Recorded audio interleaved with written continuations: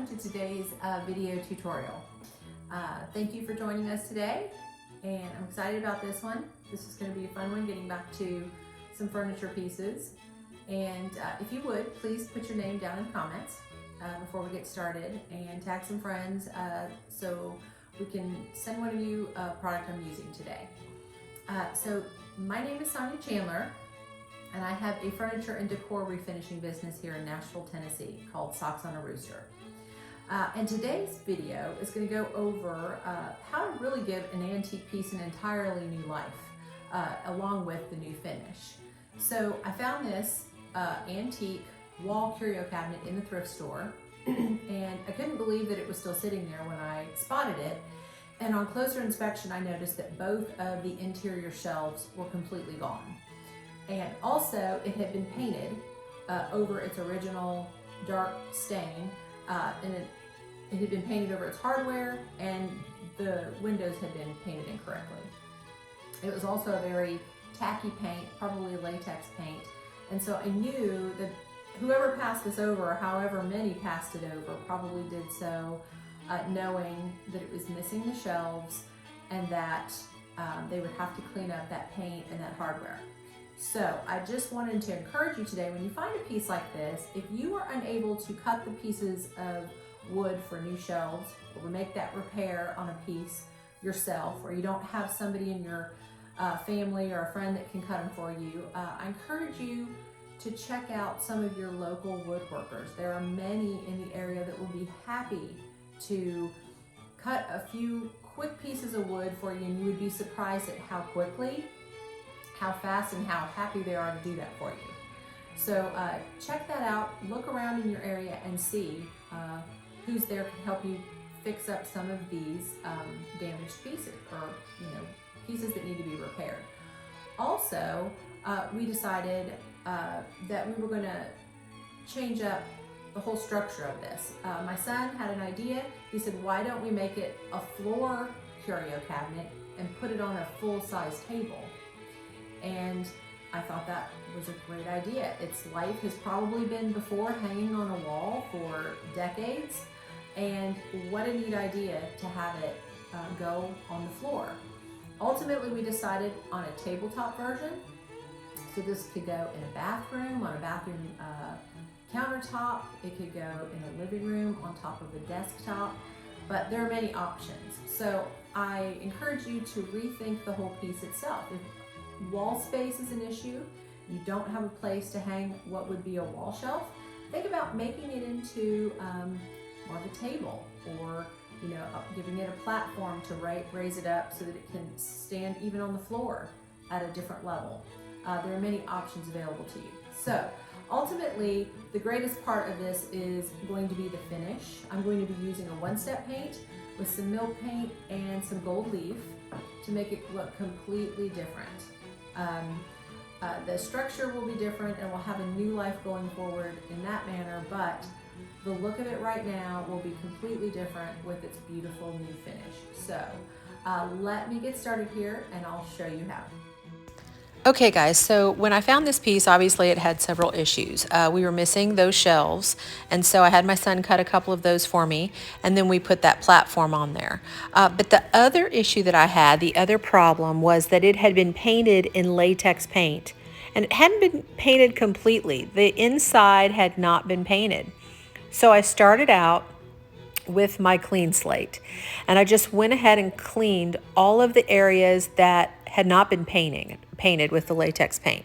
All of the brown stain, the old antique brown stain, I cleaned, and I actually did clean over that latex.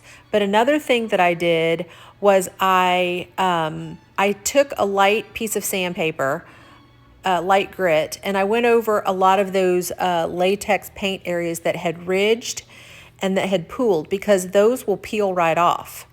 There were some drips and some areas, and if you pull on those, they'll pull right off, and I didn't want my base coat to pull up.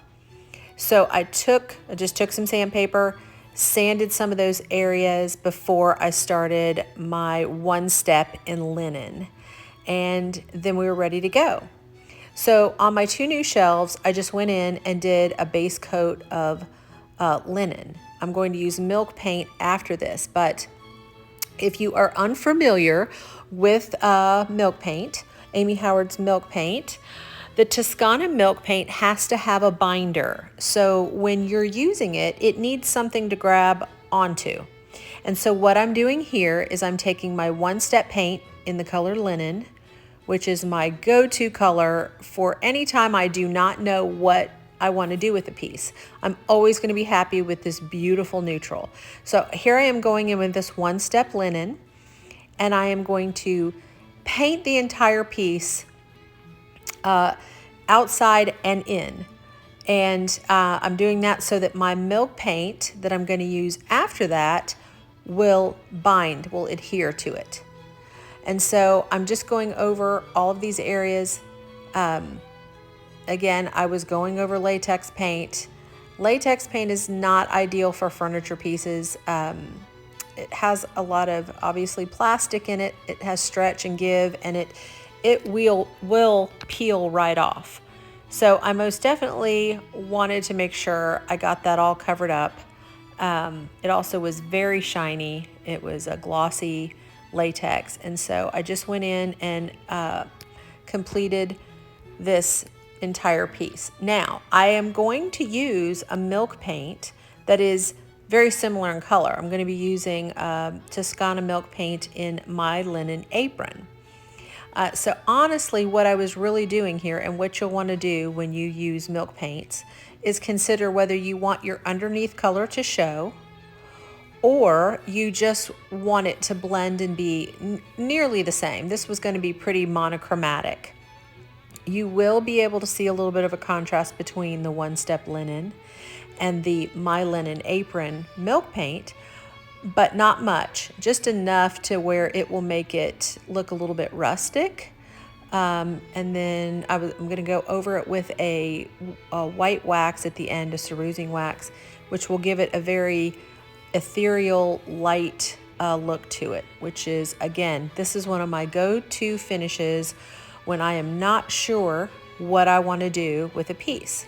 So I have added a couple of pieces of molding to this piece. I added it around the bottom where we had married that curio cabinet, and I'm just painting right over those. So what I'm going to do next, after I get my one step on, I'm going over my molded areas here, and I'm going to add a little bit of gold leaf. And I'm doing this before my milk paint because I like to paint right over my gold leaf.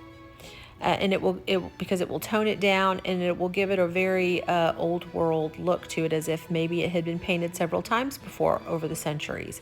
So here I am. If you've never used our gold leaf before, you need to use an adhesive first, which is called Size. And I'm just going in here and putting it on. It's liquid based, and once it dries, it will dry sticky. It will be tacky. It won't be wet, but it'll be sticky. And when you lay your sheets of gold leaf down that come in a pack here, it's going to grab that sticky adhesive. And again, it's not wet, it's just very sticky, like the back of a sticker, which is exactly what you want for those very thin tissue paper-like pieces of gold leaf to stick. And it's so much fun to use gold leaf. I think it's a very enjoyable process, and it is not difficult at all. And if you are concerned about it being too hard, or maybe you won't know how to do it, I highly encourage you to give it a try. It is completely addicting and incredibly fun. It also adds such a beautiful element to your piece. So now I've got my gold leaf on, and I'm mixing up my milk paint. Now I mix my milk paint very different than everybody else does. A lot of people will add their powder first and then their water and shake it. The Toscana milk paint comes in a pouch, and I just have a spoon down in my dry pouch, and it's dry powder. And I'm going to put the amount into my container that I need to use, and then I'm adding just enough water to kind of make a creamy mixture, like almost the consistency of heavy cream, or even sour cream. And I'm gonna let it set there while I went in and I scraped off some of the paint from the mirror that I had gotten on there. And now that that has set for about 15 to 30 minutes, I'm going back in and I'm remixing, because your powder will settle at the bottom. So you want to remix that, and then I'm adding more water, and then I'm ready to paint. So now I'm taking my milk paint and I'm going right over my one-step linen.